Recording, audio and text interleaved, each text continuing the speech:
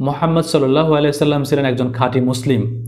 তিনি আল্লাহর কুরআন, তার উপর নাজিলকৃত ওহী, সুন্নাহ সেগুলোর তিনি পরিপূর্ণভাবে অনুসরণ করেছেন।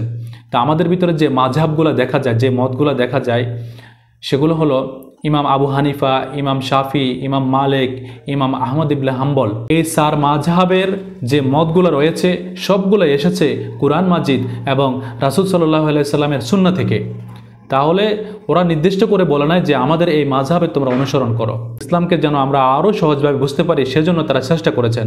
তারা কোনো নির্দিষ্ট মাযহাবের অনুসরণ করতে বলে না। কিন্তু আমরা আজকে দুর্ভাগ্যবশত ইহুদি খ্রিস্টানদের মতো আমরা আজকে বিভক্ত হয়ে গেছি, বিভিন্ন মাযহাবে বিভিন্ন দলে আমরা বিভক্ত হয়ে গেছি শুধুমাত্র দুনিয়াবি স্বার্থ হাসিল করার জন্য। আল্লাহ তাআলা আমাদেরকে নিষেধ করেছেন যে তোমরা তাদের মতো হইও না, ইহুদি খ্রিস্টানদের মতো হইও না, যারা তাদের নিকট সুস্পষ্ট আল্লাহর নিদর্শনগুলো আসার পরেও তারা অস্বীকার করেছে, তারা মতবিরোধ করেছে দুনিয়াবি ক্ষমতা লাভের জন্য।